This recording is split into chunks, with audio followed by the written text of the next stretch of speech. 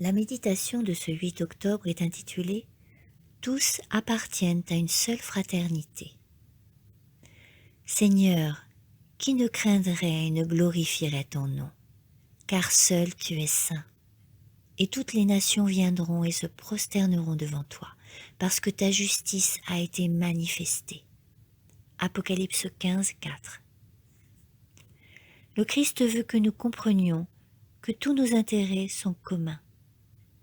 Un Sauveur divin mourut pour nous tous, afin que tous nous reconnaissions en lui notre origine divine. En Christ, nous sommes un. En faisant appel à un seul nom, notre Père, nous sommes tous élevés au même rang et devenons membres de la famille royale et enfants du roi des rois. Ces principes de vérité unissent tous nos cœurs l'un à l'autre, riches ou pauvres, humbles ou grands. Quand le Saint-Esprit se sera emparé de l'esprit humain, toute dispute triviale et toute accusation entre un homme et son prochain seront écartées. Les rayons éclatants du soleil de justice brilleront dans tous les compartiments de l'esprit et du cœur. Dans notre culte d'adoration à Dieu, il n'y aura pas de distinction entre riches et pauvres, blancs et noirs. Tous les préjugés auront disparu. Quand nous nous approcherons de Dieu, ce sera dans une seule et sainte fraternité.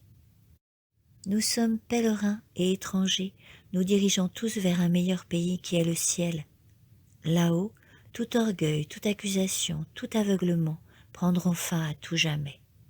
Tout masque sera mis de côté et nous le verrons tel qu'il est.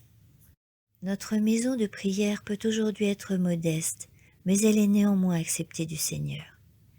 Si nous l'y adorons en esprit et en vérité, dans la beauté de la sainteté, ce temple représentera pour nous la porte même du ciel.